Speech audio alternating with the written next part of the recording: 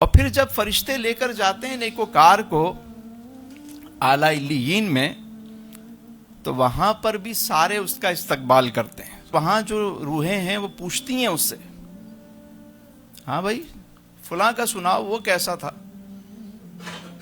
وہ ٹھیک تھا، وہ دنیا میں مست تھا.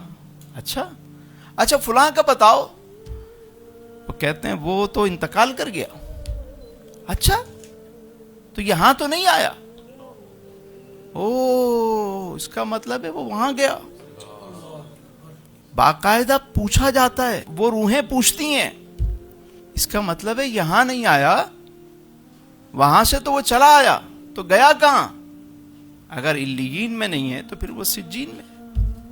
یہ چند روزہ زندگی میں رونا دھونا ہم چھوڑ دیں اور اس کی تقسیم پر راضی رہیں، اس کے حکم کو بجا لاتے رہیں اور اس زندگی کو ہنسی خوشی گزار کر چلے جائیں، تو آگے جو ابدی سرمدی نعمتیں ہیں.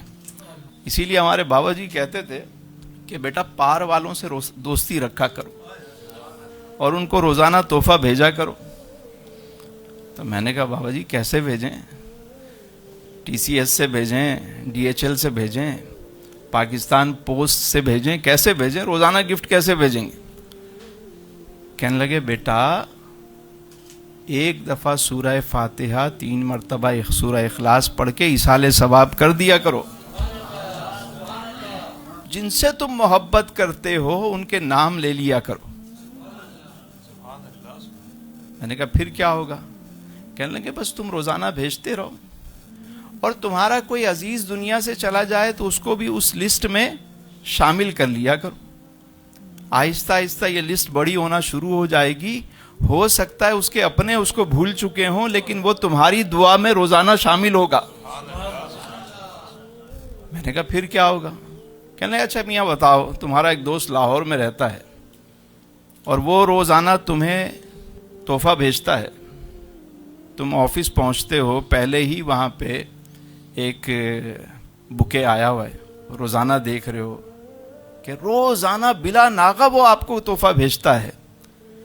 اور مجھے ایک بات بتاؤ کہ ایک دن تمہیں پتا چلے کہ وہی دوست تمہارا آ رہا ہے تو تم کیا کرو گے؟ میں نے کہا سائیں مجھ سے جو بن پڑے گا میں استقبال کروں گا. کہنے لگے سیم یہی معاملہ ہوتا ہے. جب تم پار والوں سے تعلق رکھتے ہو، دوستی رکھتے ہو، انہیں روز تحفہ بھیجتے رہتے ہو، تو جب تمہارے جانے کا وقت ہوتا ہے تو وہ سارے استقبال کے لیے موجود ہوتے ہیں. پار والوں سے دوستی رکھیں. میں نے کہا سائیں موت سے ڈر لگتا ہے. کہنے لگے بس دوستی کر لو پار والوں سے. آدھے سے زیادہ خاندان تو وہاں ہیں، اور جو پیچھے ہیں وہ کون سا سدا یہاں رہیں گے؟ انہوں نے بھی تو آنا ہی ہے ایک ایک کر کے.